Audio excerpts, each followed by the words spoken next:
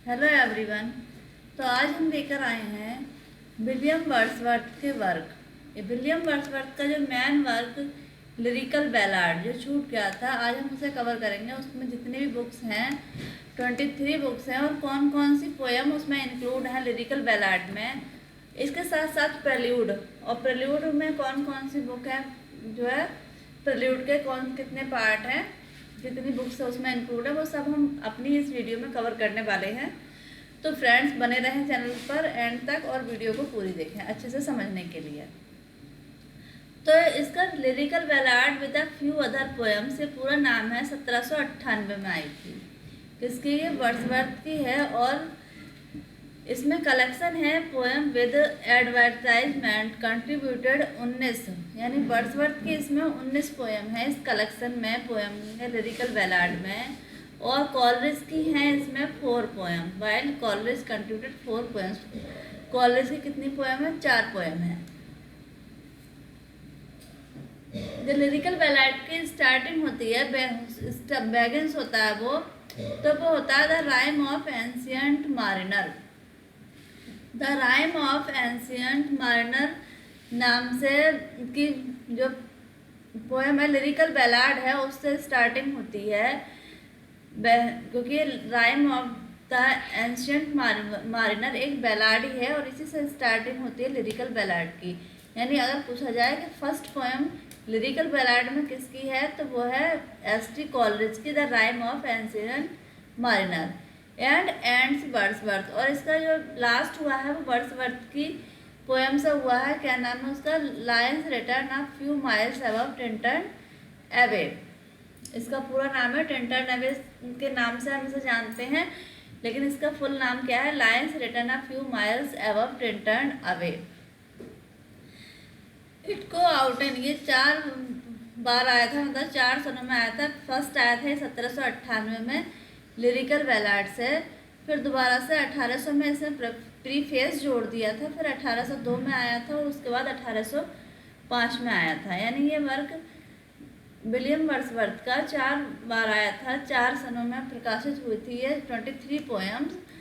तो इसमें प्रीफेस मैंने भी बताया था, प्रीफेस टू लिरिकल बैलाड कम आया था, सेकंड एडिशन 1800 में प्रीफेस लग कर आया था इसके साथ। The poems of lyrical ballad 1798 में आई थी, ये 96 में मिसप्रिंट हो गया, 1798 में थी। तो इसमें जो पोएम थी वो कौन कौन सी थी, तो इन्हीं पोएम को आज हम देखेंगे, क्योंकि हमें पता होना चाहिए। हो सकता है हमारे एग्जाम में 4 पोएम दे दे और एक किसी दूसरे वर्क से दे दे और पूछ ले कि लिरिकल बैलाड में कौन सी पोएम इंक्लूड नहीं है या इंक्लूड है, तो हमें पता होना चाहिए। तो हमारी पहली पोएम है लिरिकल बैलाड में the rime of the ancient mariner, जो है ये लिखी है कॉलरिज ने। सेकंड पोएम है इसकी the foster mother's tale. The foster mother's tale किसकी है? ये भी कॉलरिज की है। तीसरी पोएम है इसकी lines left upon a seat in a yew tree which stands near the legs of Esthwaite. ये विलियम वर्ड्सवर्थ की पोएम है, lines left upon a seat in a yew tree. 4 है इनकी the nightingale a conversation poem, ये Coleridge की है। The nightingale a conversational poem, ये किसकी है? ये कॉलरिज की पोएम है। 5 इसकी पोएम है the female vagrant. The female vagrant ये वर्ड्सवर्थ की पोएम है। मैंने मोस्टली जो कॉलरिज की पोएम्स हैं उन पे आगे उनके लिख रखा है कि कॉलरिज की पोएम कौन कौन सी हैं, तो वही वाली है कॉलरिज की poem.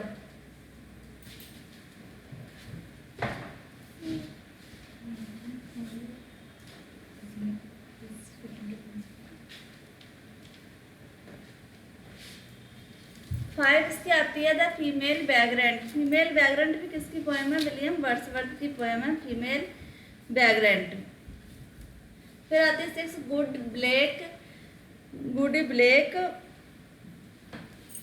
Black and Harry Gill. ये क्या है? ये भी विलियम वर्ड्सवर्थ की पोएम है, Goody Blake and Harry Gill.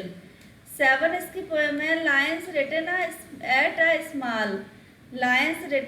Eight a small distance from my house and sent by my boy the person to whom, ये बहुत लंबा सा नाम है। दे आर एड्रेस्ड, ये किसकी है? ये है विलियम वर्ड्सवर्थ की poem.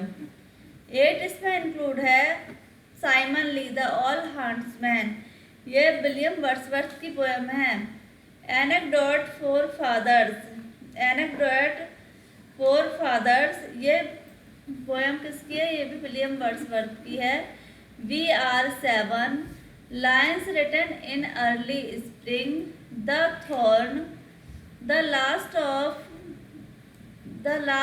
The flock, the dungeon, the dungeon किसकी है? कॉलरिज की है। द डंजियन कॉलरिज की है। तो कॉलरिज की चारों पोएम आ गई यहाँ तक के वर्क में। पहली एंशिएंट मारिनर, दूसरी मदर्स टेल, तीसरी द नाइटिंगेल और चौथी द डंजियन। ये कॉलरिज की 4 पोएम इंक्लूड थी लिरिकल बैलाड में। बाकी की सारी पोएमें किसकी हैं? विलियम वर्ड्सवर्थ की हैं। जैसे the mad mother, the idiot boy, lines written near Richmond upon the Thames at evening, expostulation and reply, ये भी किसकी 18 पोएम? ये भी विलियम वर्ड्सवर्थ की है। The table turned an evening scene on the same subject, ये भी किसकी है? विलियम वर्ड्सवर्थ की है। 20 है old man travelling, old man travelling किसकी है? विलियम वर्ड्सवर्थ की है। फिर नेक्स्ट इसकी 21 पोएम है the complaint of a 42nd Indian women, ये 21 पोएम है विलियम वर्ड्सवर्थ की।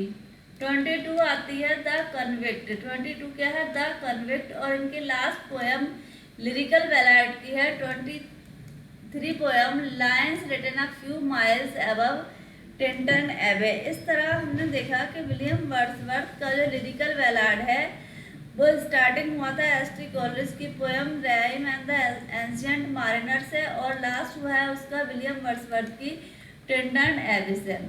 अब इसमें हम देखते हैं कि कुछ प्रल्यूड, तो ये लाइन्स अंदर old man travelling, complaint of 42nd Indian women, तो ये कुछ पोएम किसमें थे? लिरिकल बैलाड में हमारी इंक्लूड थी।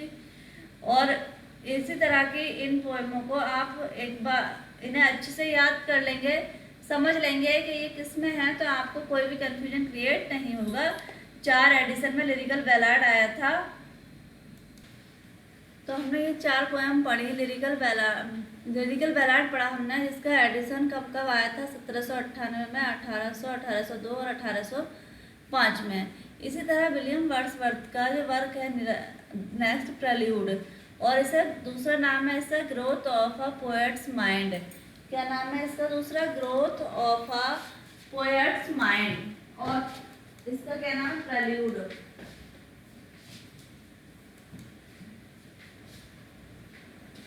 यह एक ऑटोबायोग्राफिकल पोएम है प्रल्यूड।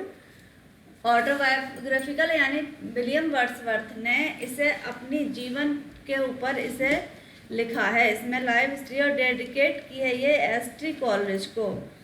किसे डेडिकेट की है? एस.टी. कॉलरिज को इन्होंने, विलियम वर्ड्सवर्थ ने ये डेडिकेट की है। लिखी गई है या ये मिल्टॉनिक वर्ड्स में, मिल्टॉनिक ब्लैंक वर्ड्स में इन्होंने प्रल्यूड को लिखा है। और ये इन्होंने कंप्लीट कर ली थी 1805 में, लेकिन ये छपी थी इनकी मृत्यु के बाद में। 1850 में इनकी वाइफ ने इन्हें इसे छपवाया था, मैरी हचिंसन ने। ये एक बहुत इम्पोर्टेंट वर्क है प्रल्यूड विलियम वर्ड्सवर्थ का। तो इसकी जो इसमें 14 बुक्स का कलेक्शन है जो इनकी लाइफ हिस्ट्री के बारे में है। तो इनकी फर्स्ट बुक है introduction childhood and school time, ये इनकी फर्स्ट बुक है। क्या है? Introduction childhood and school time. Second book इसमें इंक्लूड की गई है स्कूल टाइम कॉन्टिन्यूड, यानी फर्स्ट और सेकंड दोनों बुक्स क्या है? एक सी हैं, स्कूल टाइम से। तीसरी बुक है रेजिडेंस एट कैम्ब्रिज, यानी जब ये कैम्ब्रिज में जाकर रहे थे तब उसकी क्या है? थर्ड बुक है residence at Cambridge. Fourth book है इसकी समर वेकेशन, 4 बुक्स क्या आंसर है, समर वेकेशन। और इसमें 5th बुक केवल बुक्स ही नाम दे रखा है, 5th का बुक्स। 6 है इनकी कैम्ब्रिज एंड आल्पस। आल्पस क्या एक माउंट का नाम है, तो इसमें लिखा है 6 पोएम क्या है, Cambridge and Alps. 7th book है रेजिडेंस इन लंदन। 7 बुक है रेजिडेंस इन लंदन। और 8 बुक है इनकी रेट्रोस्पेक्ट लव ऑफ नेचर या leading to love of man, इनकी 8th पोएम है। 9 है residence in France. 6 residence 6 in London और 9th है रेजिडेंस इन फ्रांस। 10 बुक है, इसमें फिर यही आती है, कंटिन्यू लगातार चलती है, residence in France. Book 11th आती है रेजिडेंस इन फ्रांस, यानी 3 बुक 9th 10th 11th क्या है, रेजिडेंस इन फ्रांस। पहली आती है, दूसरी में कंटिन्यूड और तीसरी कंक्लूडेड है। 12 बुक्स आती है इनकी imagination and taste, how impaired and restored. Imagination and taste, how impaired and restored. और बुक 13 आती है imagination and taste, how impaired and restored concluded, यानी 12 और 13 बुक के हैं, दोनों एक सी हैं। 14 और लास्ट बुक है प्रेल्यूड की कॉन्क्लूजन। तो ये एक ऑटोबायोग्राफिकल वर्क है विलियम वर्ड्सवर्थ का, और ये एक मिल्टोनिक वर्ड्स में लिखा गया है, और ये 1805 में कंप्लीट हो गई थी, और इसे पब्लिश कराया था 1850 में मैरी हचिंसन ने। तो चूँकि ये वर्क उन्होंने रेक्लूज के अंतर्गत, क्योंकि विलियम वर्ड्सवर्थ चाहते थे कि प्रेल्यूड और एक्सकर्सन को रेक्लूज का एक वर्क बनाया, रेक्लूज का एक पार्ट बनाया, लेकिन ये इनकी इच्छा पूरी नहीं हो पाई, तो प्रेल्यूड को अकेले ही बाद में, इनकी मृत्यु के बाद में पब्लिश कराया था इनकी वाइफ ने। तो ये हमने मोस्ट इम्पोर्टेंट वर्क देखे विलियम वर्ड्सवर्थ के, प्रेल्यूड और लिरिकल बैलाड। लिरिकल बैलाड कब कब आया था ये हमें याद रखना है, और प्रेल्यूड में कौन कौन सी बुक है, और ये क्या है, इसका जेनर ऑटोबायोग्राफिकल पोएम है ये एक तरह से, तो हमें ये सब याद रखना है।